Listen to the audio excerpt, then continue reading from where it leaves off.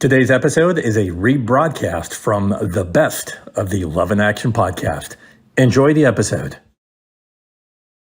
Never become attached to the results of what you're doing. Never become attached to achievement. Never become attached to the results, because what happens, it's a fool's game.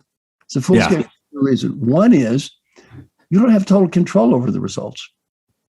And two is even more deep. Let's say you achieve the results. All right, how much satisfaction does that bring? A week, a day, a month? Not much. If you're really driven to achieve, guess what you have to do? You have to achieve more. So you get into this cycle of, I have to do better than last year. And one of the people that endorsed the book is Albert Bourla. Albert's the CEO of Pfizer. So I called Albert. I said, Albert, how's it going? He said, a pretty good year. Came up with a vaccine, saved 1 billion lives or so. That's pretty good. And then that's nice. And then I have a new pill. Oh, good. CEO of the year, and employee engagement through the roof, and company pride is high. I said, Albert, great news. What's the problem? He said, I have a huge problem. Next year. If Albert's definition of a successful life is he has to do better than last year, he might as well give up. It's not going to happen. He will never repeat it.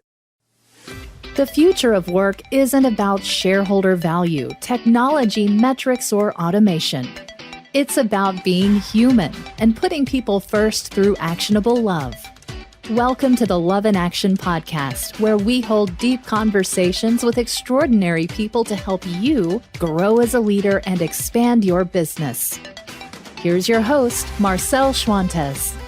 Welcome to another episode of the Love in Action podcast, the show where we explore the intersection of business leadership and practical love, the kind of love that helps humans at work to flourish and businesses to thrive. Hey, we're not shy about the impact of love in the workplace. Some people may call it care, others will call it compassion.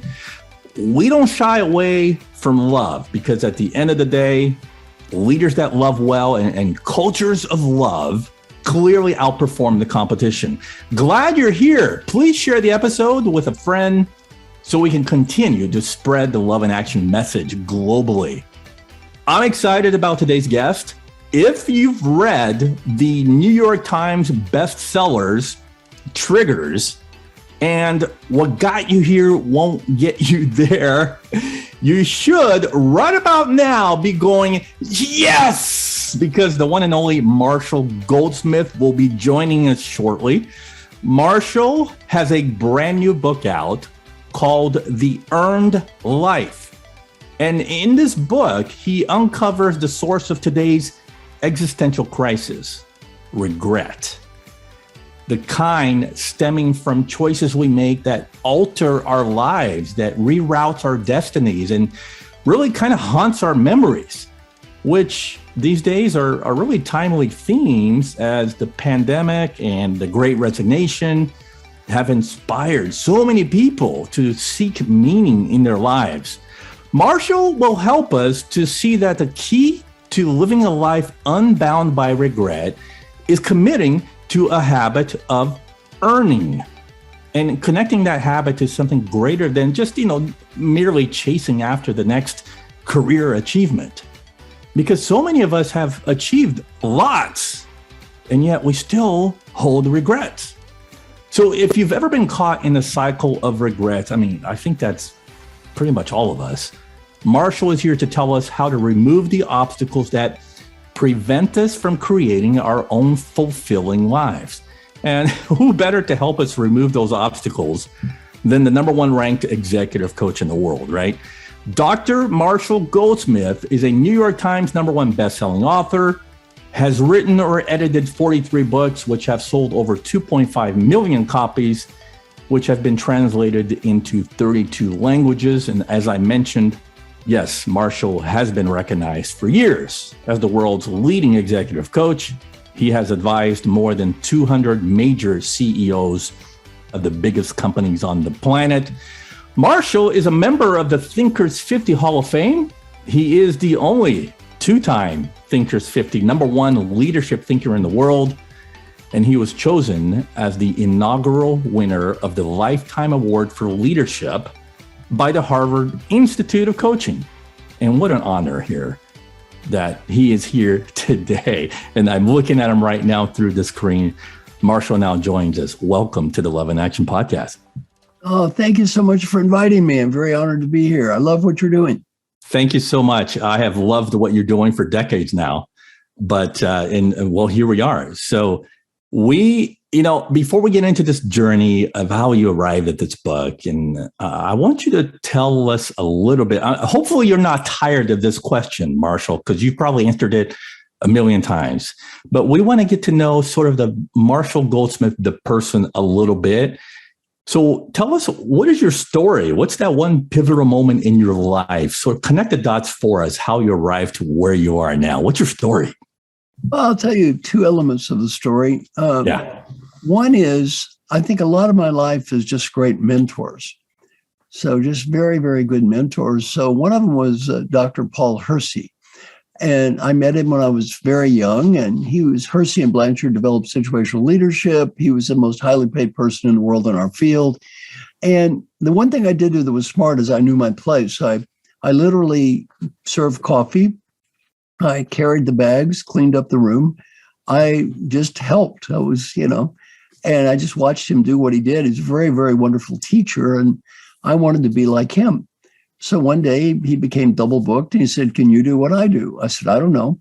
He said, I need help. Can you do it?" I said, "I don't know." He said, "I'll pay $1,000 for a day."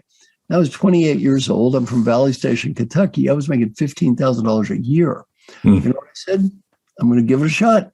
So I go to this program for the Metropolitan Life Insurance Company. They were incredibly angry when I showed up because it wasn't him. On the other hand, then I get ranked first place of all the speakers, and they're happy. So I called Paul back and said, "Send him again." He said, "You want to do this again?" I said, "Oh, yeah. The calendar just cleared. I'll do as many times as you want." So that's how I got into leadership development. I was very fortunate to have known him. And then coaching, I met a CEO and he said, "I got this kid working for us, young, smart, dedicated, hardworking, driven to achieve, jerk." He said, "It'd be worth a fortune to me if we turn his kid around." So I remember the fortune story. So I said, "Hey, maybe me. He said, "I don't know." I said, "Maybe." He said, "I doubt it." Then I came up with an idea. I said, "I'll work with the kid for a year. He gets better pay me. He doesn't get better. It's free." You know what he said? Sold. There was nothing called coaching. There was no field coaching. I made this up. I made it up and he got better and I got paid and life is good. That's great. Well, I want to start from the top with your book, The Earned Life. And I'll go on record here on the show by saying that, I followed you for a while. And I feel this is your most personal work to date. I mean, it's raw at times. There are stories about your life that really took me by surprise. And so you reveal a different side of Marcel I have not seen before. So why this book? Why now? Well, I think partly it's my age. I'm 73.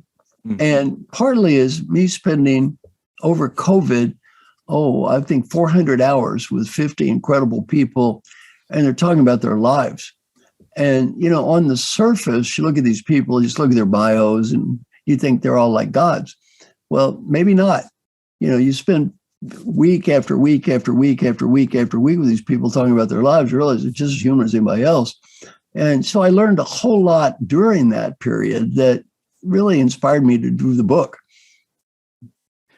Okay, so give us I want to start at the top. So the 30,000 foot view, I mentioned a little bit in my introduction, but from your own words, what's the big idea behind The Earned Life? Well, I think you pretty much captured part of it in the introduction. I would say it's the connection of three things. Yeah. One is, what is our higher aspiration in life? You need to have why am I doing this? Why am I working 80 hours a week? There's got to have some reason here. And then second is, what is our ambition? What are the goals we're trying to achieve? And then third is, what is my day-to-day action? And to the degree that these are connected, you are living what I would call an earned life. Your day-to-day activities, your ambitions are aligned with some higher purpose other than just showing up every day. So that to me is the definition of the earned life. And the really most profound part that I found of the book is the way it hits very successful people. Yeah. Because successful people, if you look at these three factors, one of them is the day-to-day action. Most human beings are stuck in that. The history of the world, you show up, you eat, you go to work, you do what you're told. Most people just live. They're not bad people. That's just what happens. Some people, a smaller group, are lost in aspiration. They're kind of dreamers, but they don't do anything, but they've got a lot of good thoughts and ideas. The people I work with, their challenge is ambition. They are goal achievers. Yeah. And what I talk about that's most profound in the book is what happens to goal achievers who overweight goal achievement.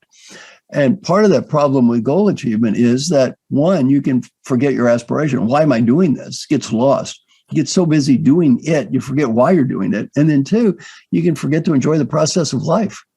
Yeah, yeah. So the premise here is that you know we all fall on this continuum, and you have this scale. I think it's in the introduction of your book. On the far left is fulfillment, right? And this is where most of us want to eventually reach. And then on the and then on the far right, is regret.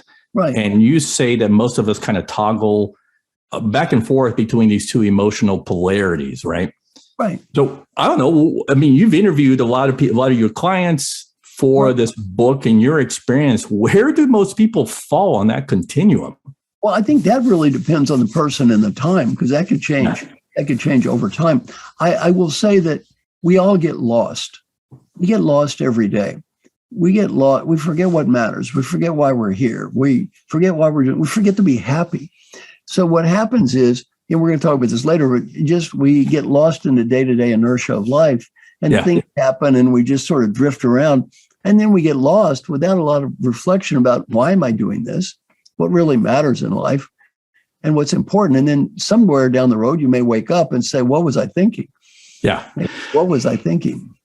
So do you think that, when we get to that point where we go, what was I thinking? And then we have this deep regret. Is it just because we kind of got lost along the way thinking that it was about ambition instead of aspiration? I mean, I just want to get into the mindset of that person. It's one reason. It could be any of the above, because I talk about, what are you overweighting for? I like that phrase, overweighting. Yeah. Well, you could be overweighting for aspiration. You could be lost in your head and nothing ever gets done. You don't really help any human beings. Many human service leaders, you mentioned love. Many human service leaders, I've coached a bunch, love humanity. They can't stand human beings. They love humanity, and they treat people like dirt and they're self-righteous. They talk down to people. They're preachy. And they're not fake in a sense. They truly do love the broader picture of humanity. They just don't translate it to people. And so it is possible to get overweighted on aspiration. And most of the people I coach are not that way.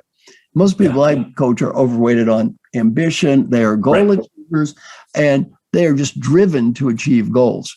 And what happens is, the one thing that's one of the more profound points in the book is never become attached to the results of what you're doing.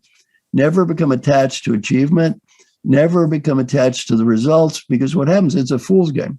It's a fool's game for two reasons. One is, you don't have total control over the results. And two is, even more deep, let's say you achieve the results. All right, how much satisfaction does that bring? A week? A day? A month? Not much. If you're really driven to achieve, guess what you have to do? You have to achieve more.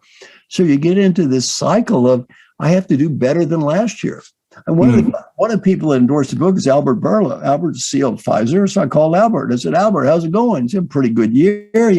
Came up with a vaccine, saved 1 billion lives or so. That's pretty good. And then that's nice. And then I have a new pill. Oh, good. CEO of the year, and employee engagement through the roof, and company pride is high. I said, Albert, great news. What's the problem? He said, I have a huge problem. Next year. If Albert's definition of a successful life is he has to do better than last year, he might as well give up. It's not going to happen. He will never repeat it. Michael Phelps won 25 gold medals. After he won the last medal, what did he think about doing? Killing himself. Why?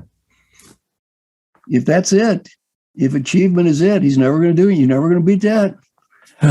Wow. You put your NFL players, disastrous, bankrupt, divorced, depressed. NBA, not as bad, but still incredibly bad. So very important, never put your identity as a human being or your self-worth as connected to your achievement, because you cannot win that game. Yeah. And let me give you, one guy in my group was called Safi Bakal. Safi's like PhD from Stanford in physics, got an IQ of 180 or something. He's worth tens of millions of dollars. He's wrote a book called Loonshots, which is, national bestseller. He's been consultant to presidents, blah, blah, blah, blah, blah. Safi finally said he realized one thing. He used to think that happiness was dependent upon achievement. And if I achieve, I will be happy. He finally realized happiness and achievement are independent variables, that you can achieve a lot and be happy. You can achieve a lot and be miserable. You can achieve nothing and be happy, and you can achieve nothing and be miserable. He said he finally realized that. And the reality is, for a guy like Safi, he's already at 99.99 on achievement. If that's not enough, what is? It becomes insane after a while. How much more do you have to achieve? Like Jim Kim, he saved 20 million lives. How many have saved 25 million? When do you start declaring victory here? Yeah. So it's getting to that point where, we've accomplished, and sometimes maybe we're addicted to our own accomplishments, right? We've reached the top and then we look up and there's another mountain to scale and we just can't stop. And then, but in our hearts of hearts, we realize that it's not what I could or should be doing. Does that make sense? Yeah. One of the guys I talked about, I changed the names, of course, but in this one, he basically said, he was the CEO of a Fortune 20 company. And he said, I just worked 80 hours a week for the last 40 years with one goal. I wanted to do that so my children would never have to do it. Then he said, it's the worst thing I could have possibly done for myself, for my wife, and for my children. My wife doesn't know me. My children can't stand me. They're spoiled. They have no ambition. And basically, I wrecked everything. Not good. Not good. Not a good story. And, don't do that. That's a good what not to do case study. Yeah. I talk about looking at your future and thinking about yourself as a different person. And what he should have said to his kids is, kids, I'm going to work hard to give you an opportunity to do something meaningful. Here's what I want back. I want you to do something meaningful. I want you to try to have a great life. I want you to take advantages to help other people. I want you to be a good person. I want you to be grateful. He left that out. He just said, here's money. But that doesn't work. Yeah. Marcel, you said in the book's introduction that an earned life makes only a few demands of us. And I want to uncover what are those demands, and we'll do that after a quick break. So hang tight. Hey, it's Marcel. Let me get honest with you for a minute. We've reached a time in history when building up strong leaders truly matters if you want to grow your business. But managing through fear, command and control, and do as I say ways of managing is not going to get you there. So what will? In my research, I found that the most effective leadership boils down to 6 key behaviors. They are behaviors that, when filtered down to every management level, can create high performance in your teams and build a great work culture. By the way, this is the new topic that I speak on at company events and conferences and virtual stages all over the world. It's great for keynotes, webinars, half-day or full-day workshops, and leadership retreats. So if you want to learn a clear and practical framework to help design the best work environment for your people to flourish, this is the way to go. And I can show you how to do it. To book me for your event, visit my website, marcelschwantes.com, and click on Speaking. Marcel, an earned life makes only a few demands of us. So talk to us a little bit about what are those demands? One of them is living your own life, which sounds pretty simple, but remarkably few of us do this. I mean, the average kid that's flunking out of school in the United States spends about 50 hours a week on non-academic media. Basically, they're living somebody else's life. They're living the life of the Kardashians or the football player or the movie star or something. They're not living their life. And one of the part of the books I talk about is live your own life. I use an example, and I can't mention his name, is my friend Mark Tersick. Mark was managing partner of Goldman Sachs when they did the IPO, which means he got slightly less money than God. And then it's kind of like, well, what am I going to do now? So he gets this offer to be in charge of the Nature Conservancy, which is kind of a dream for him, right? Yeah. And he's going like, well, what are my partners at Goldman Sachs going to think? Because I'm not going to make this money. It's like, what do you care what they think? What do you care? It's not that they're bad people, but why are you trying to impress them? And they don't care if you leave. They don't care if you're head of the Nature Conservancy. What are you trying to impress? We can get so lost in the concept I call referent group. I learned from Roosevelt Thomas. We can get so lost trying to impress people in our referent group that we forget it's our life. So part of the book is just really focused on live your own life, because you're never going to be satisfied living somebody else's life. Mm-hmm, mm-hmm. Another demand is committing yourself to earning every day. So obviously we kind of already covered that, but how do we talk to us about making that a habit, right? It has to be habitual, and talk about, you have to change your brain patterns as well to make it a habit, because some of us have different habits. What happens is we all have this fantasy. We all want to believe that once I do X, everything's going to be fine. Once I do X, once I get the money, the BMW, the status, the condominium, the achievement, the Super Bowl, something, once this happens, it's all going to be great. There's one type of book that always has the same ending, and they lived happily ever after. That's a fairy tale. That's not life. Life is a constant series of restarts. Again, I'm a Buddhist. This is Buddhist philosophy. Every time I take a breath, it's a new me. Well, you've got to focus. When you wake up, it's a new day. And we don't think about some of the things we need to earn, like happiness. We forget to be happy. One of the reasons people aren't happy is they forget to be happy. Well, I'm too busy doing stuff. I forget to be happy. I forget to find meaning. Why? Well, I got too many phone calls and I'm my inbox. And we just forget the basics of life because we're just following around, doing what we've been done. And, I'm not saying I'm perfect, far from it. I often track myself. What percent of the day was I mindful? And I probably averaged 30%. I'm probably lying to myself on the 30. Probably don't even deserve that.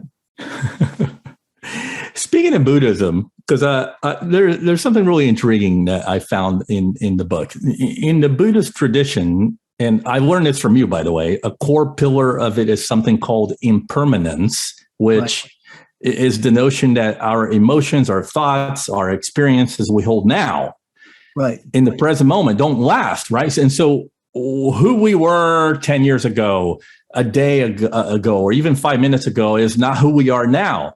And you called this the every breath paradigm. I would love for you to unpack the every breath paradigm. That is a key point to the book, and it's a key point of Buddhism. Every time I take a breath, it's a new me.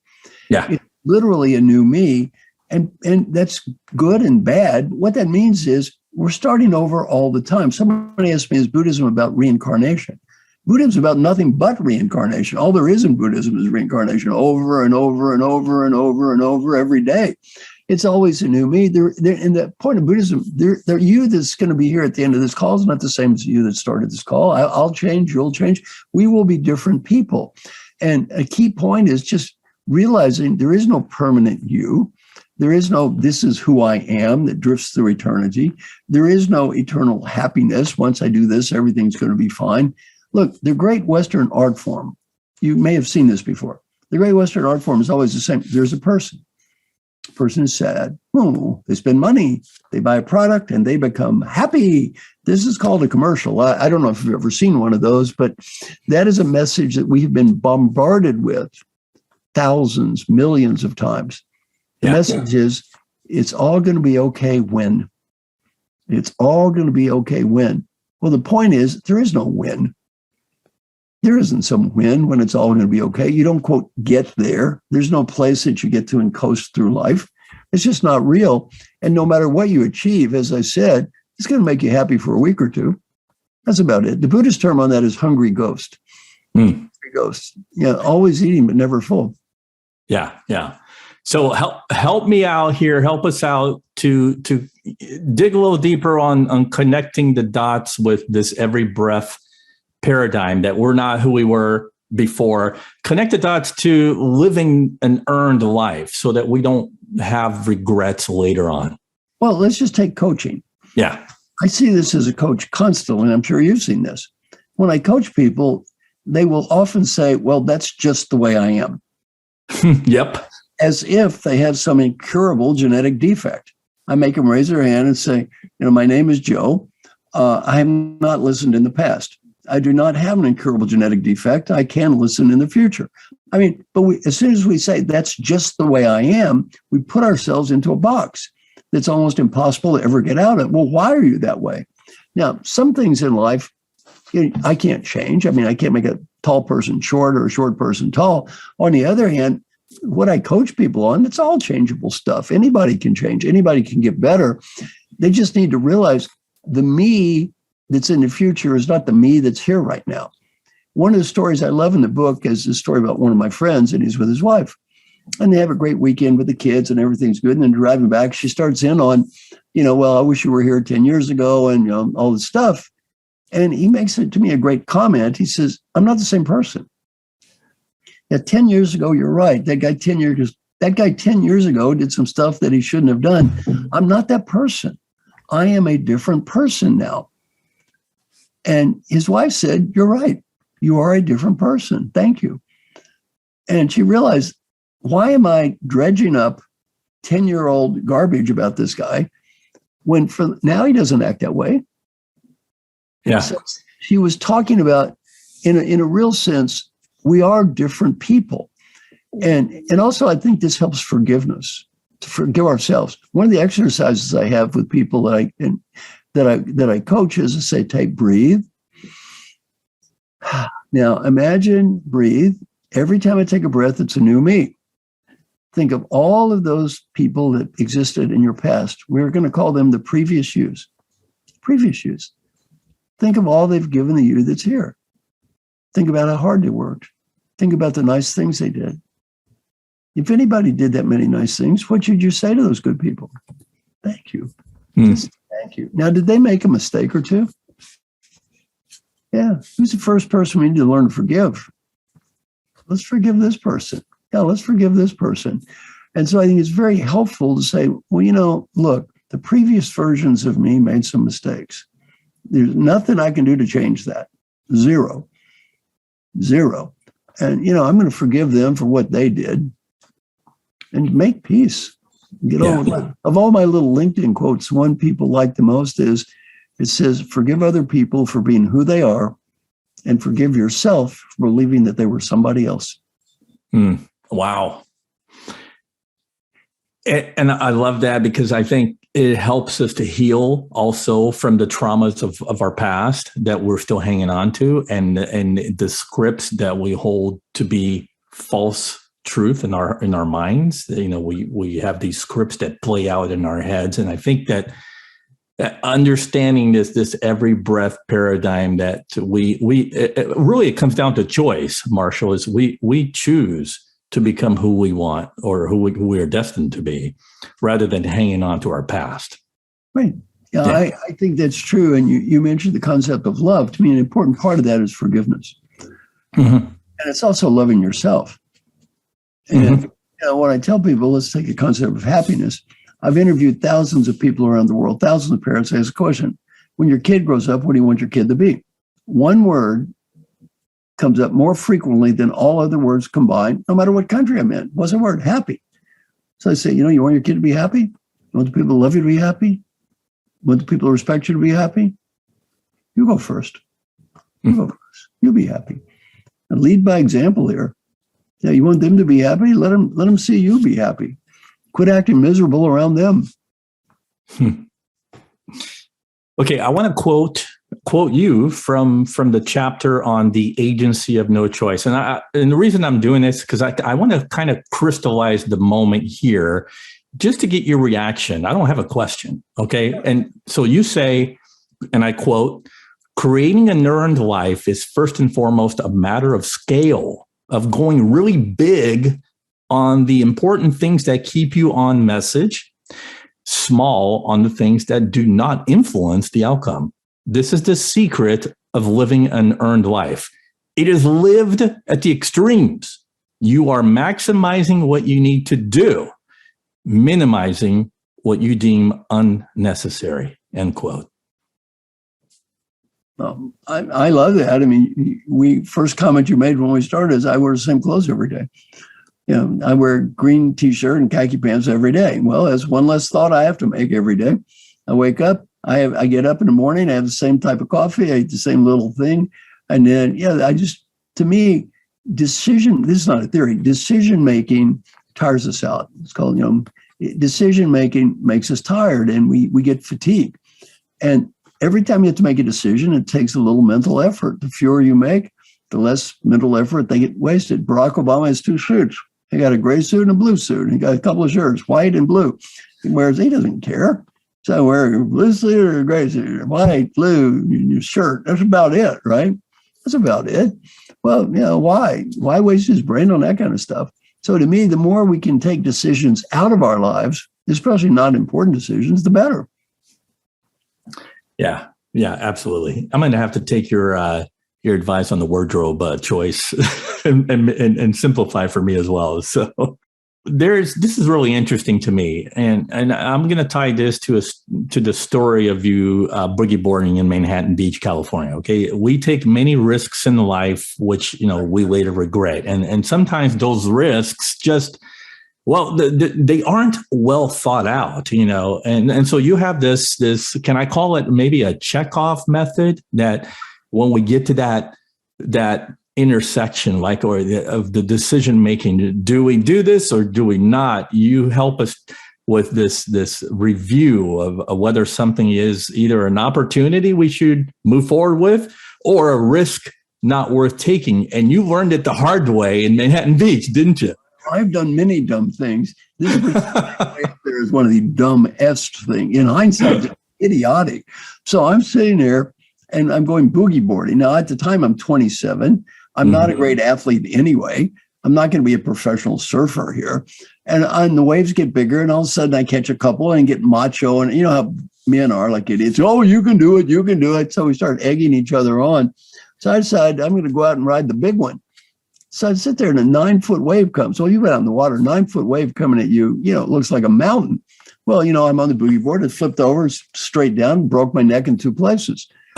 Very lucky I'm not quadriplegic. Very lucky.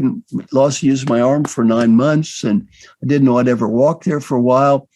Why? Well, you go back to this model of our aspiration life. Was my aspiration life anything to do with surfing? No. Ambition. Do I have some goal to be a great surfer? No. What I got lost in is a temporary thrill. And that temporary thrill almost cost me my life. And if you look at that, people who are lost in the action phase, one of the people always puzzled me. One thing I could never understand until recently was why people play a slot machine. That seemed idiotic to me. I have a degree in math, right? It just seems idiotic. Why are you pumping money into something? You know the odds are against you. They tell you the odds. It's not even a secret. You can ask them, what are the odds? They'll tell you. You know you're not going to win. What are they doing it? It never made any sense to me. Well, it was the reason finally I figured out why people like it. They just have a different time perspective.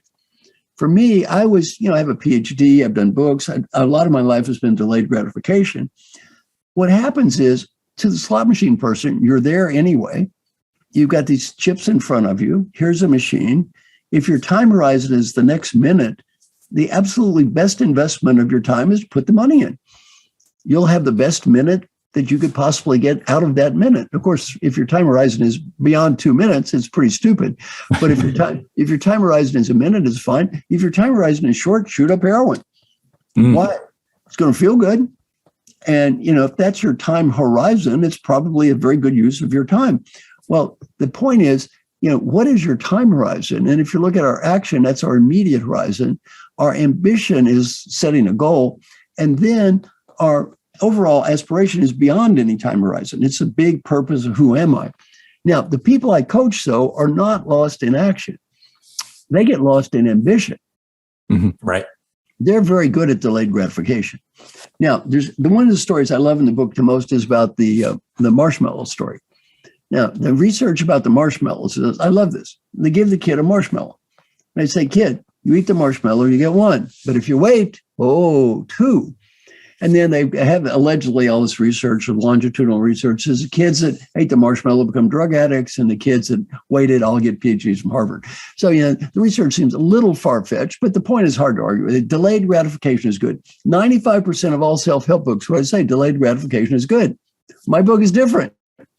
It says, no, delayed gratification is not always good. Here's what they didn't do in the study.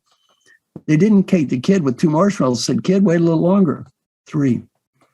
Hey, wait some more. 4, 5. Wait longer. 10, 50, 100. And where do you end up?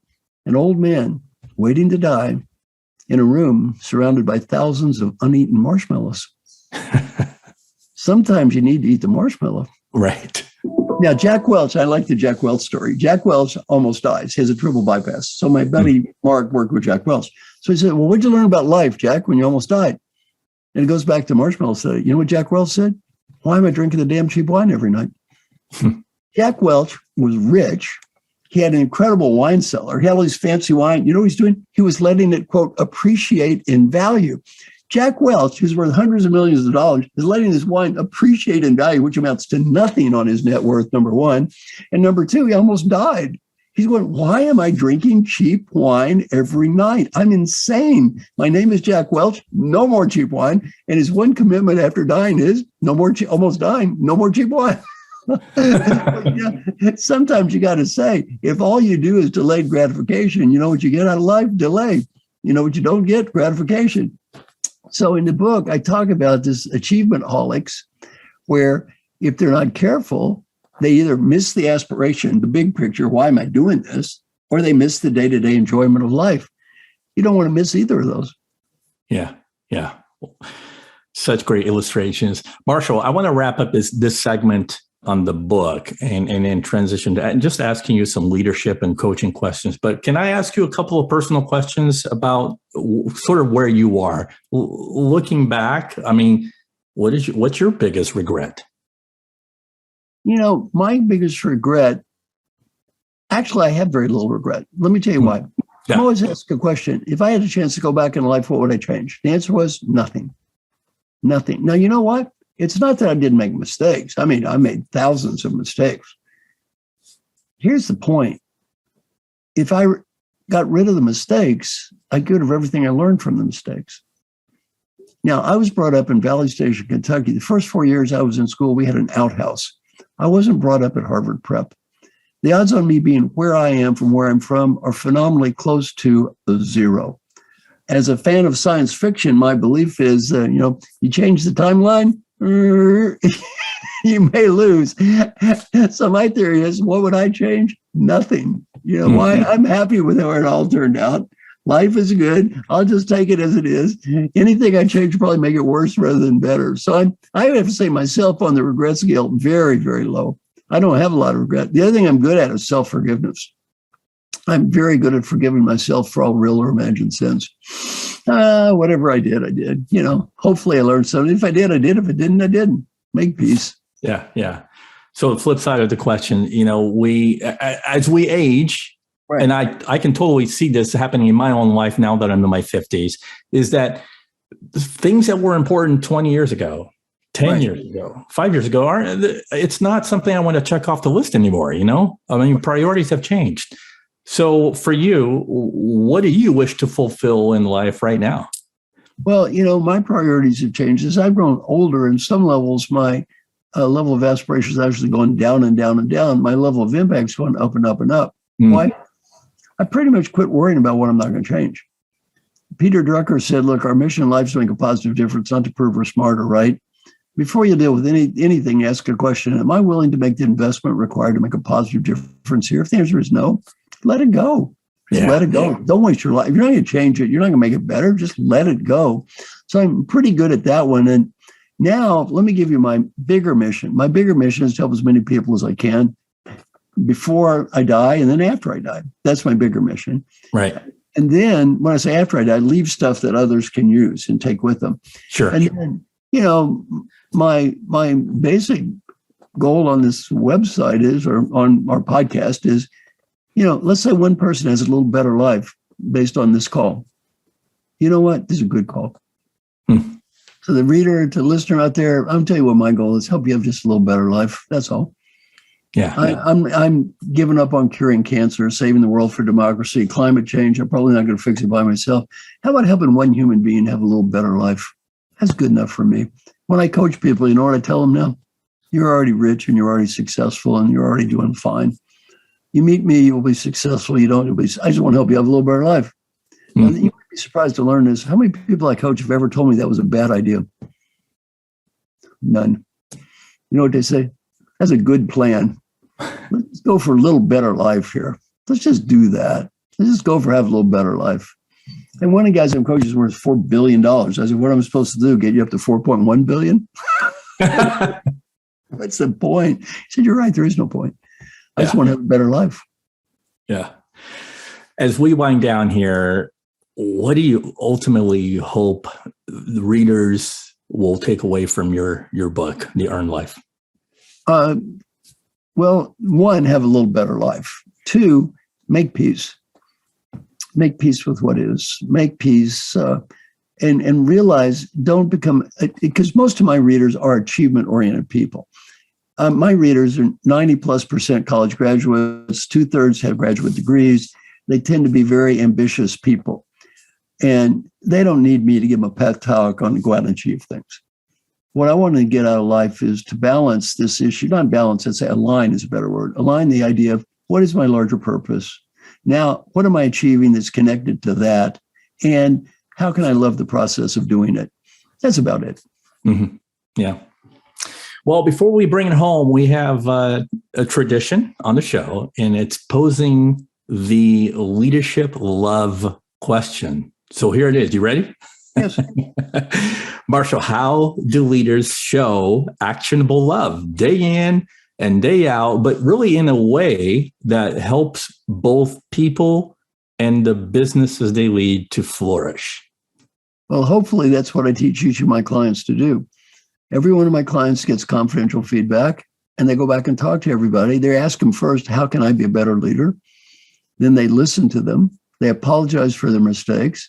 They involve them, and they try to get better. So to me, if you talk about actionable love, it's not reading a theory of love. It's, are you actually doing anything every day that's related to this love? Are you doing things that show you care? Are you doing things that show their opinions matter? When they give you their opinion, are you doing anything about it? Yeah. To me, that's it. And so hopefully that's what I do with all people I coach. We bring it home with two questions. Personally, what's really tugging at your heart right now that you would like us to know? Well, I think basically what's tugging in my heart is we've gone through hard times. Mm-hmm. Gone through very, very hard times. And I think it's just important to have a support group. Mm. One of the things I've done is I went to this program called Design the Life You Love, and the woman said, who are your heroes? And they were kind and generous people. She said, you should be more like them, like Peter Drucker and Francis Hesselbein, Alan Mulally. These people helped me. Be like them. I decided to adopt 15 people, teach them all I know for free. And the only price is when they got old, they had to do the same thing. So I made a little video and put it on LinkedIn. I'm thinking maybe 100 people would apply, and I'd adopt 15. I was wrong. So far, 18,000 people applied. I've adopted 370. And, you know, the whole idea is just give things to people and don't ask for something back. Don't charge them money. Just give things to people and just say, well, someday you give something to somebody else. So I'd say, you know, to the degree we can create an environment where people feel free to, number one, ask for help without feeling ashamed. And then number two, receive help without feeling they have to pay something. And then just try to give things away to others.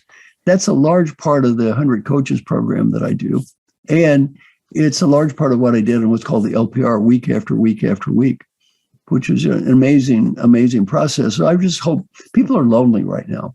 People are really lonely. I mean, there's no saying it's lonely at the top. It used to be lonely at the top. It is lonelier at the top now. It is unbelievably lonely now. People are lonely. This is not a theory. It's a pretty well documented fact. And I think just having a sense of community, the people around just try to help you, don't put you down, don't judge you. Very, very important. Yeah. Yeah. Don't be a lone ranger. Yeah. Well, finally, you get to close us out your way with that one last takeaway to keep us inspired. Well, I'm now going to give you the best coaching advice people are going to get in this or any other lifetime. Here it comes. Take a deep breath. Imagine that you're 95 years old and you're just getting ready to die. Here comes that last breath. Right before you take the last breath, you're given a beautiful gift. The ability to go back in time and talk to the person who's listening to me right now. The ability to help the person be a better leader, much more important. The ability to help the person have a better life. What advice would the wise 95-year-old you, who knows what really mattered in life and what did not matter and what was important and what was not important, what advice would that old person have for the you that's listening to me right now? Well, whatever that is, do that. In terms of performance appraisal, that's the only one that matters. Back to regret. That old person says you did the right thing. You did the right thing. That old person says you made a mistake. You made a mistake. You do not have to impress anyone but that old person. Second bit of advice is friends and family. Don't get so busy climbing that corporate ladder, that ladder of achievement and success, you forget the people who love you. Too many people do that. And then number 3 is if you have a dream, go for it. And it doesn't have to be a big dream, maybe a little dream. Go to New Zealand, speak Spanish, play guitar. Other people think your dream is goofy. Who cares? Not their dream. It's your dream. Not their life. It's your life. Old people, we almost never regret the risks we take and fail. We regret the risk we failed to take. Business advice, not much different. Number 1, life is short. Have fun. Enjoy the process of life. Enjoy the journey of life. Number 2, do whatever you can do to help people. And the main reason to help people has nothing to do with money or status or getting ahead. Main reason to help people is much deeper. The 95-year-old you will be proud of you because you did, disappointed if you don't. And if you don't believe that's true, interview old people who are retired and ask them, well, what are you proud of? The opposite of regret. What are you proud of? Well, they never talk about how big their office was. Yeah. All they talk about is people they help. And the final advice also the same. Go for it. Your world's changing, industry's changing. Do what you think is right. And finally, my goal in this call, pretty simple. Hopefully, a few of the people listening to you and me got something out of this and they have a little better life. That's enough for me. Yeah, you and I share a lot in common. That's the whole reason why I do what I do. And, it's to make a difference in people's lives and, just one leader at a time. And we got a lot of them listening right now. So hopefully something is going to stick. Well, we are at the end of our conversation. If people want to connect with you, learn more about you, what's the best way they can do that? Well, my book is called The Earned Life, and that's going to be out on May 3. That is real easy to buy. Well, I got $1 million advance, so my guess is it's going to be in almost everything. They're not going to give me $1 million and then not have it be in a bookstore, so it's probably going to be in all the bookstores. So that's one thing you can do. Number 2 is you send me an email, Marshall with 2 L's at marshallgoldsmith.com. I have my website, www.marshallgoldsmith.com. Go to YouTube, put my name in quotes. You're going to see hundreds of videos. I give everything away. You may copy, share, download, duplicate, modify if you want, change it, put your name on it. I don't care. I don't care. I give everything away anyway. Hey, my new research has indicated we're all going to be equally dead here. Might as well do a little good here. Do a little good. So any of my stuff that you can use, please use in any way that you wish. And I don't care. That's awesome. You've exceeded my expectations. It's been a fun and engaging conversation, and I'm honored, sir, that you would endow us with your presence today. Thank you so much for joining us. Well, thank you so much for asking me, and I love what you're doing. So thank you. Join the conversation and comment on this episode with hashtag #LoveInActionPodcast. And look for my show notes from this episode on my website, marcelschwantes.com. And finally, we're always looking for sponsors to help spread the Love in Action movement globally. If you have an interest, reach me on my website or hit me up on LinkedIn. Thank you for listening to the Love in Action podcast. If you enjoyed today's episode, please share it, subscribe, and leave us a review. Until next time, don't forget, the future of leadership is love in action. Believe it, practice it, and watch your business grow.